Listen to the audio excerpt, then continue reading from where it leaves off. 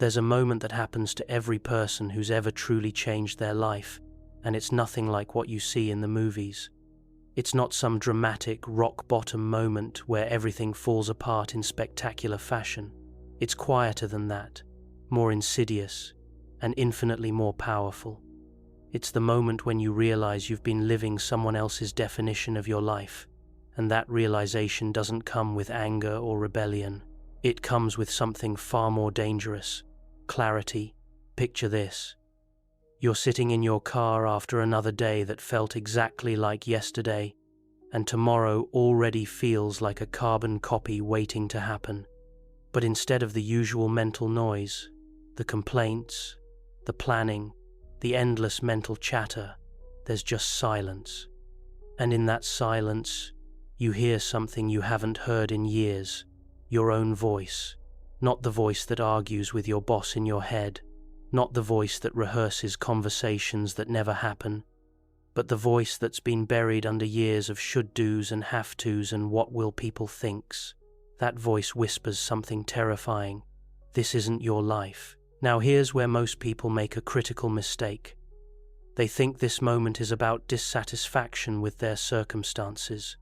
They think it's about wanting a better job, a different relationship, more money, a bigger house. But that's surface-level thinking. And surface-level thinking is exactly what got them stuck in the first place. This moment isn't about wanting different things. It's about recognizing that you've been sleepwalking through your own existence, making decisions based on outdated programming that was never even yours to begin with. You see, most of us are operating on what I call inherited blueprints. These are the unconscious patterns, beliefs, and behaviors we absorbed from our families, our cultures, our peer groups. Sometimes before we even learn to walk, we think we're making conscious choices, but we're actually just running programs that were installed when we were too young to question them. The job you chose because it seemed responsible, the relationships you stayed in because leaving felt selfish, the dreams you abandoned because they weren't practical. None of these decisions came from your authentic self. They came from a collection of voices that aren't even yours. But here's what's fascinating about this breaking point moment. Your brain, which has been your greatest enemy in terms of change, suddenly becomes your greatest ally.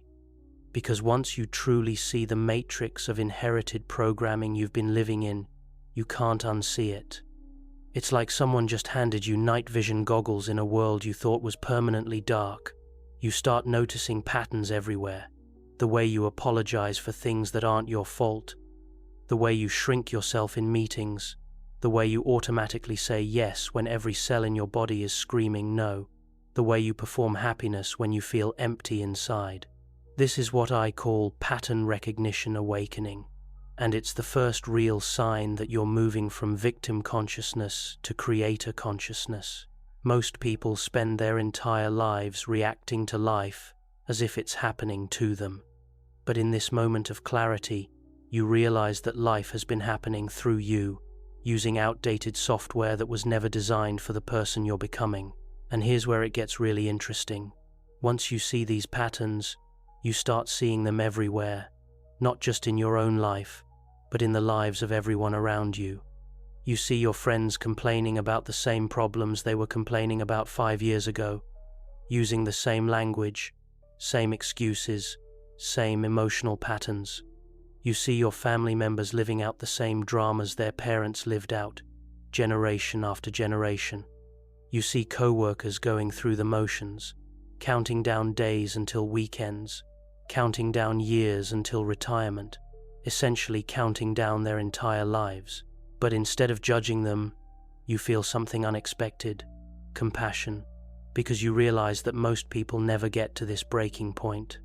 They live their entire lives in a trance, never questioning whether the thoughts in their head are actually their thoughts, never wondering if the life they're living is actually their life. They mistake familiarity for identity, comfort for contentment, and routine for purpose. The really wild part is that once you have this realization, you can't go back to unconscious living. It's like being handed the red pill in the Matrix. You can see the code now. You can see how most of human behavior is just unconscious pattern repetition. You can see how most of human suffering comes from trying to force external circumstances to match internal fantasies instead of aligning internal reality with authentic desires. This is why this moment feels like breaking, because in a way, you are breaking. You're breaking out of a psychological prison you didn't even know you were in. You're breaking free from an identity that was never really yours. You're breaking up with a version of yourself that was constructed to please, perform, and pretend rather than to live, create, and express. But here's the crucial part that most people miss. This breaking isn't the end of something. It's the beginning. It's not about destruction. It's about deconstruction. You're not falling apart. You're falling into alignment. You're not losing yourself. You're finally meeting yourself for the first time.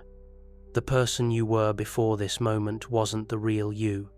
It was a carefully constructed avatar designed to navigate a world that you thought required you to be someone other than who you actually are. What happens next is where things get really interesting, and it's something that neuroscience is just beginning to understand. When you have that initial breaking point moment, your brain literally starts rewiring itself. Not metaphorically, not spiritually, but physically. The neural pathways that have been running your automatic responses for years, maybe decades, suddenly become visible to your conscious awareness.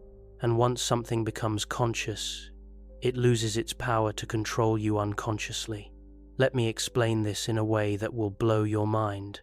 Every habit, every emotional reaction, every behavioral pattern you have is essentially a superhighway in your brain. These pathways were carved out through repetition, reinforced through emotion, and strengthened through time. Walking down these neural superhighways feels effortless because you've been traveling them for so long. But here's the thing about neuroplasticity that changes everything. These superhighways can be abandoned, and new ones can be built. The moment you truly see your patterns, you create what neuroscientists call cognitive dissonance. Your brain suddenly has two competing realities. The old programming that says, "This is just who I am," and the new awareness that says, "This is just who I learned to be." That dissonance creates neurological friction, and that friction generates the energy needed for actual change.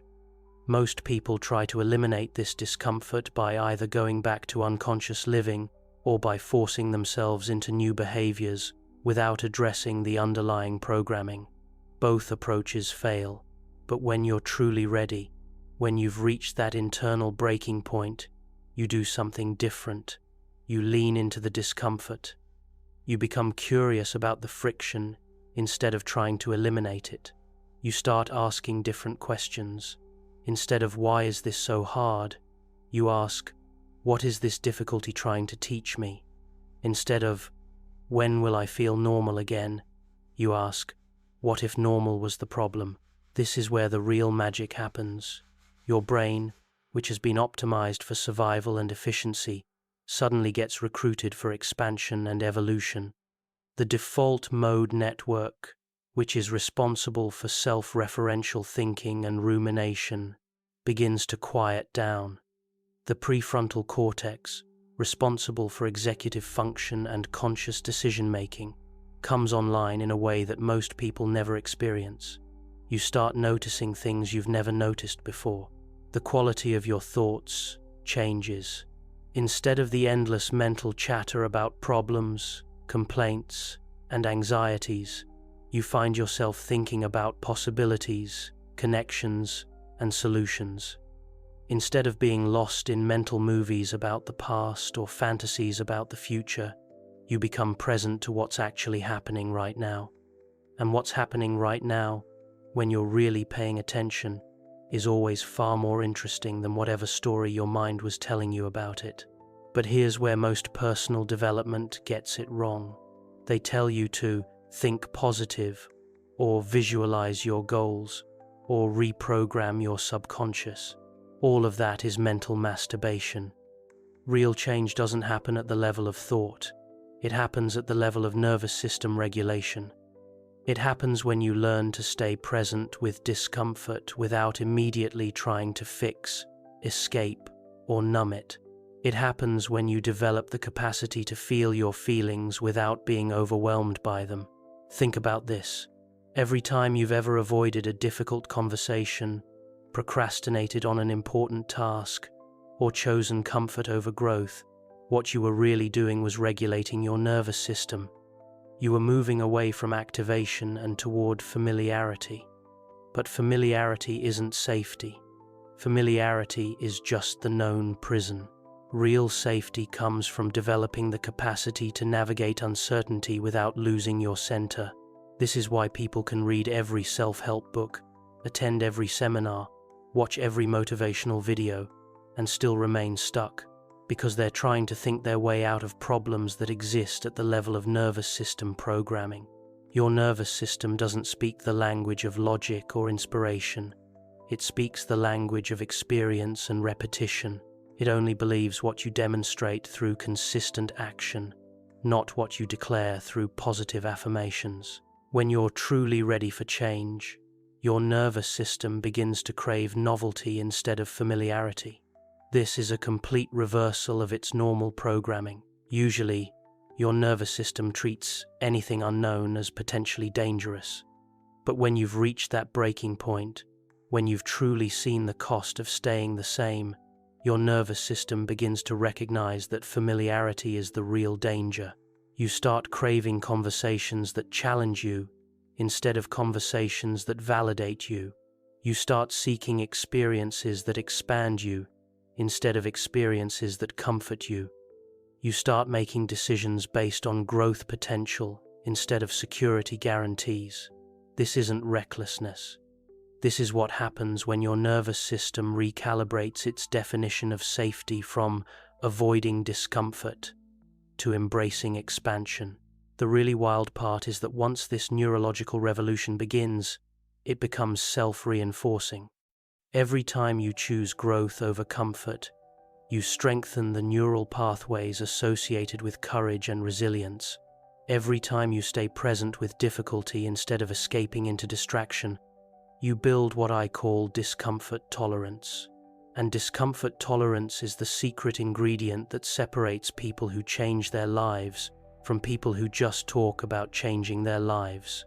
But here's what nobody tells you about this process. It's not linear. Your brain will fight you. It will try to pull you back to familiar patterns, not because it's evil, but because its primary job is to keep you alive. And from its perspective, familiar equals safe. You'll have days where you feel like you're moving backward. You'll have moments where the old patterns feel stronger than ever. This isn't failure. This is exactly what neurological change looks like.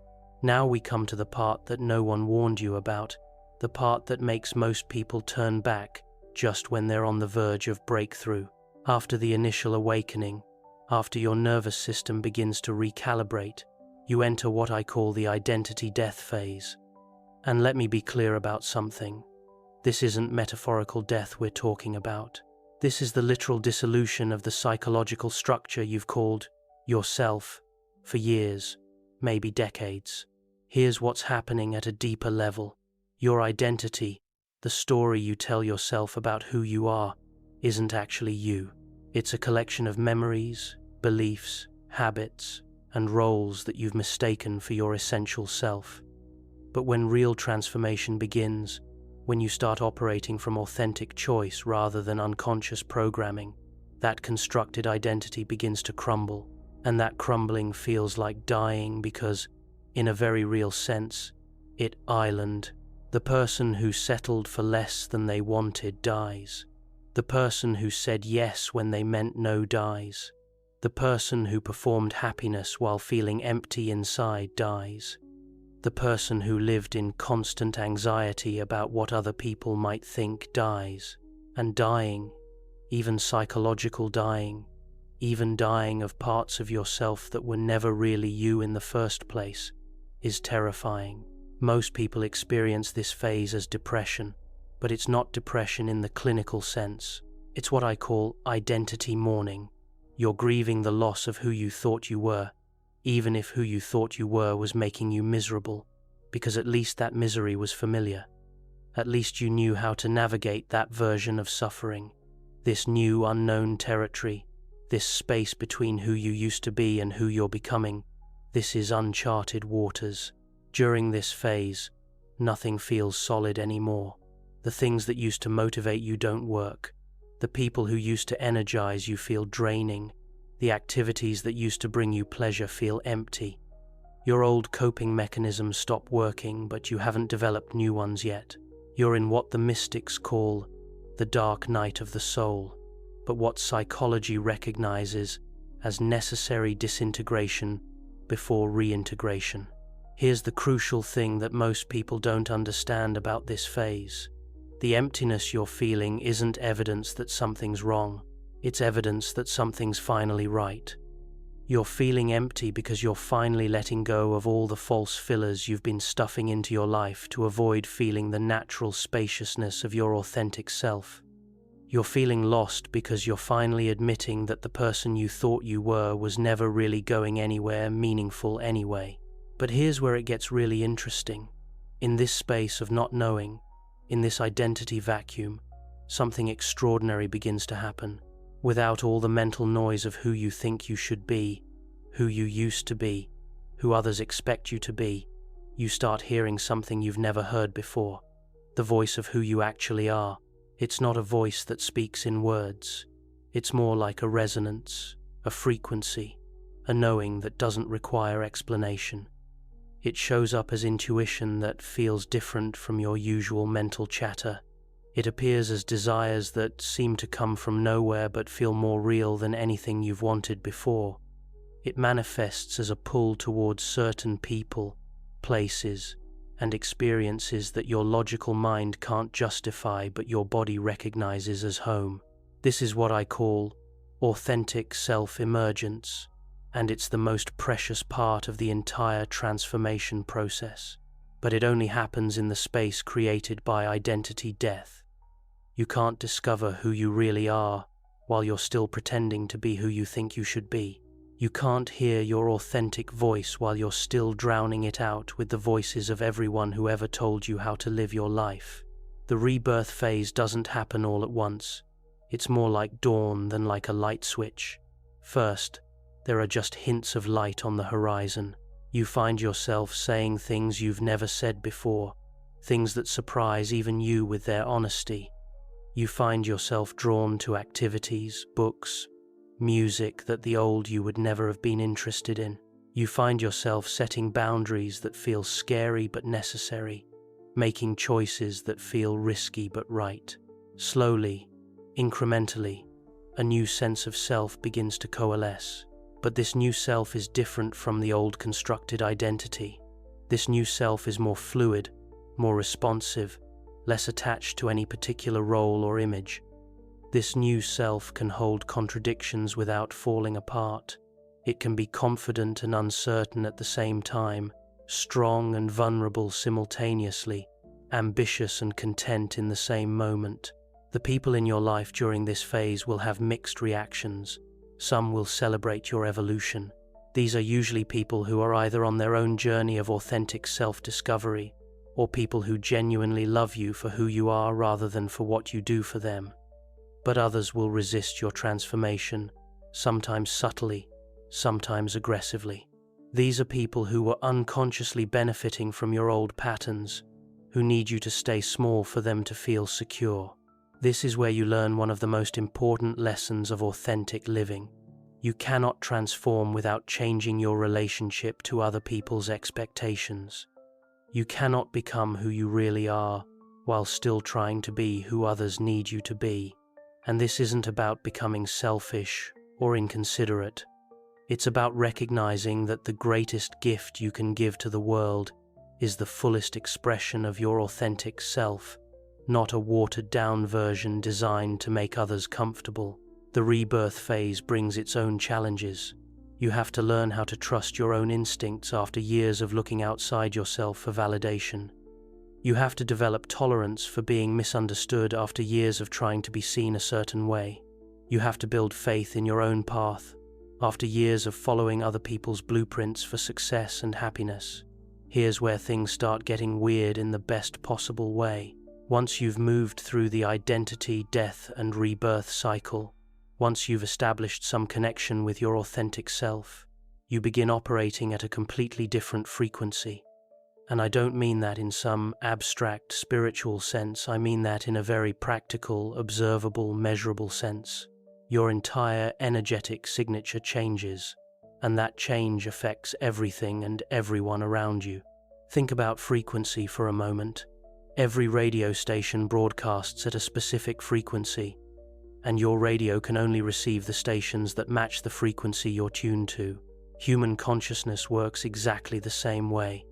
When you are operating from unconscious programming, from inherited blueprints, from constructed identity, you are broadcasting at the frequency of limitation, scarcity, and fear-based decision-making. And at that frequency, you could only receive opportunities, relationships, and experiences that match that vibration.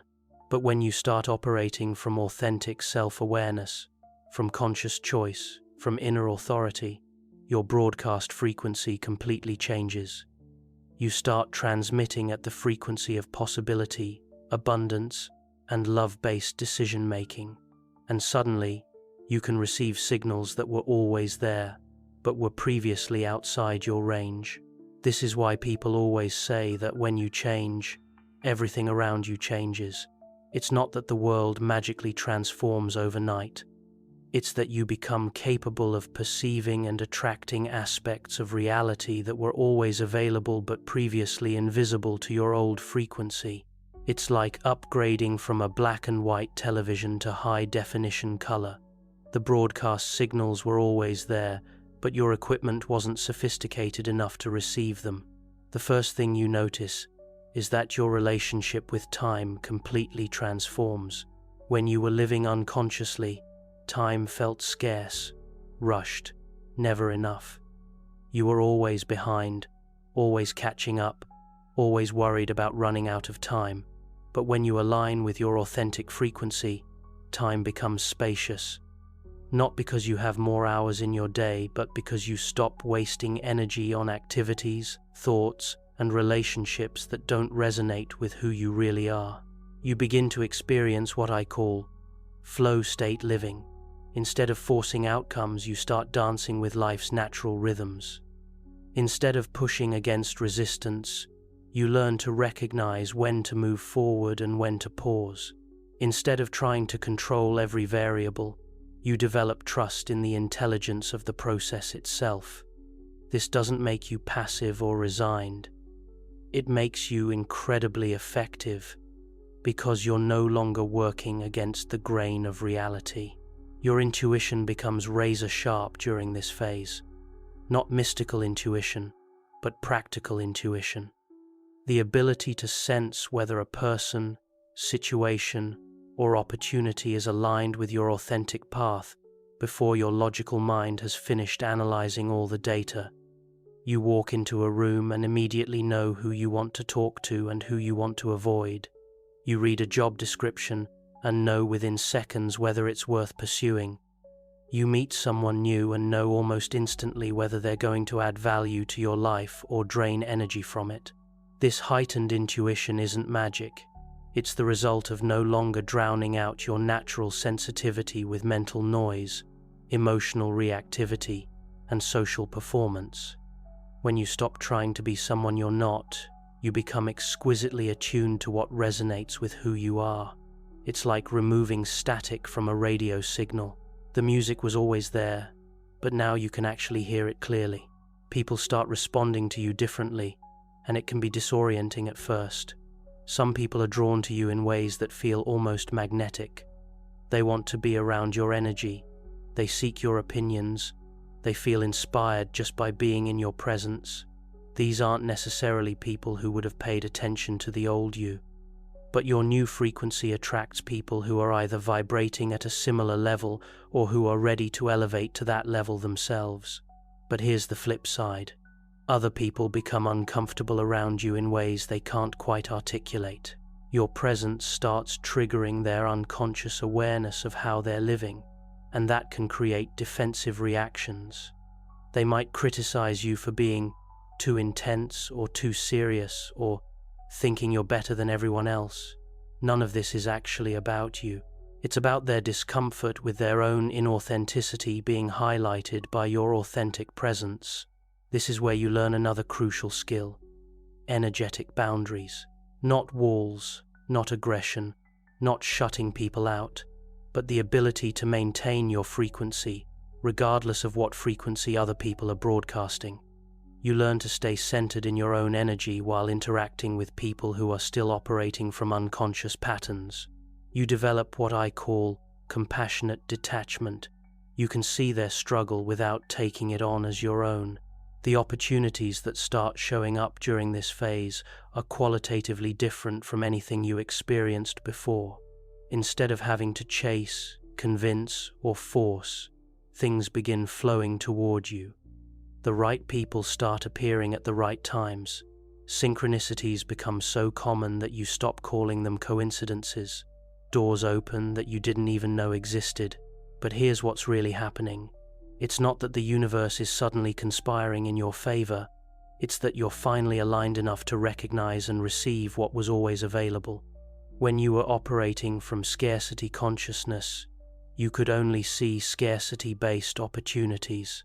When you were vibrating at the frequency of limitation, you could only attract limited possibilities.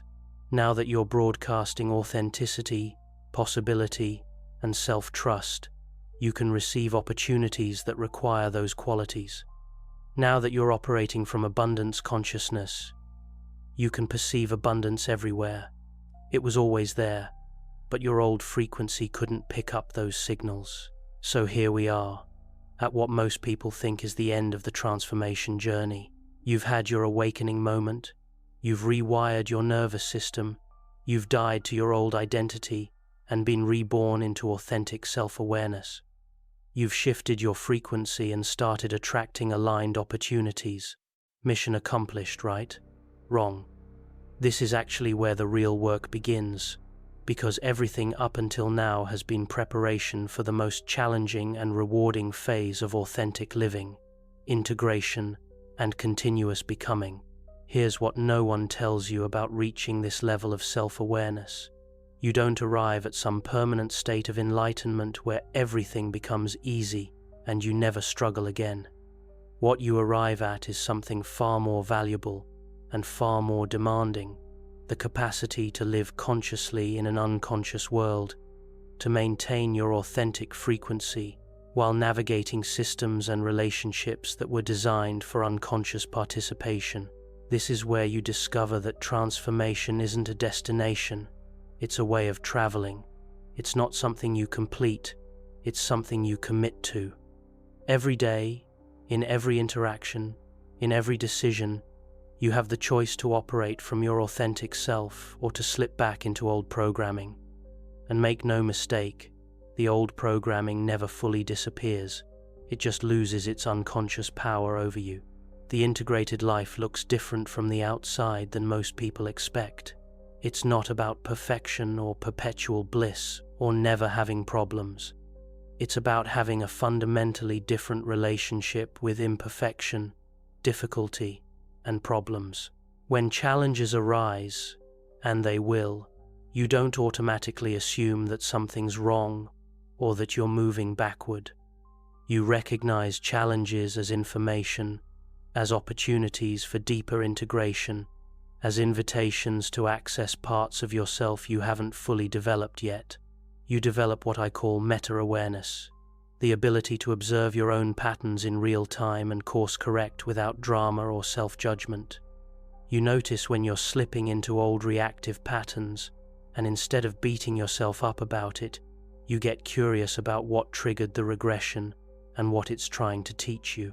You treat your own psychological landscape like a master gardener treats their garden, with patience, attention, and trust in the natural processes of growth. The relationships in your life during this phase become incredibly rich and complex. Some relationships deepen in ways you never imagined possible because both people are committed to showing up authentically.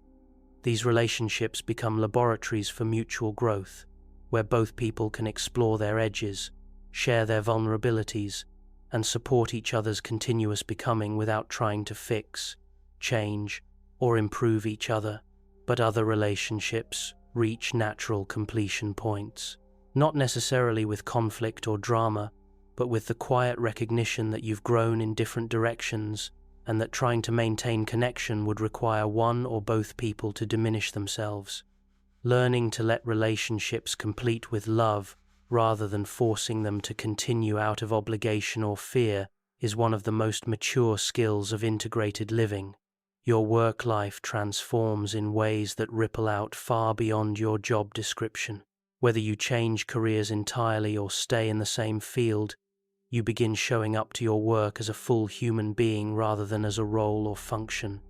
You bring creativity to mundane tasks, presence to routine interactions, and authentic leadership to every situation that calls for it.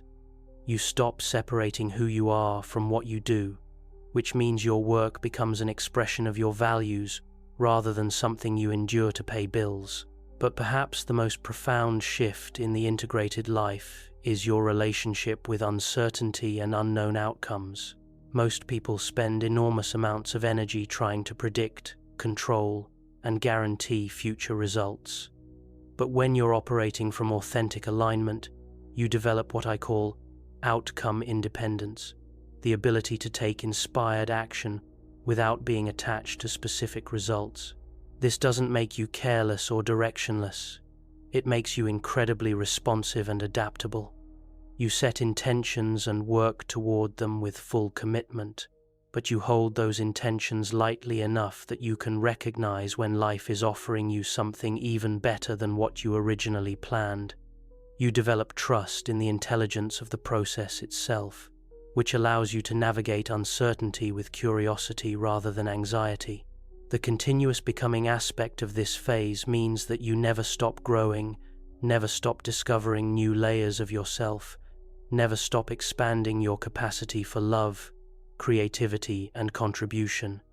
But the growth becomes organic rather than forced, natural rather than effortful. You grow the way trees grow, not because they're trying to become something other than what they are, but because growing is simply what trees do when they're planted in good soil and given adequate light and water. Your authentic self isn't a fixed identity that you discover once and then maintain forever. It's more like a river than a rock, always moving, always changing, always responding to the landscape it's flowing through, but always maintaining its essential nature.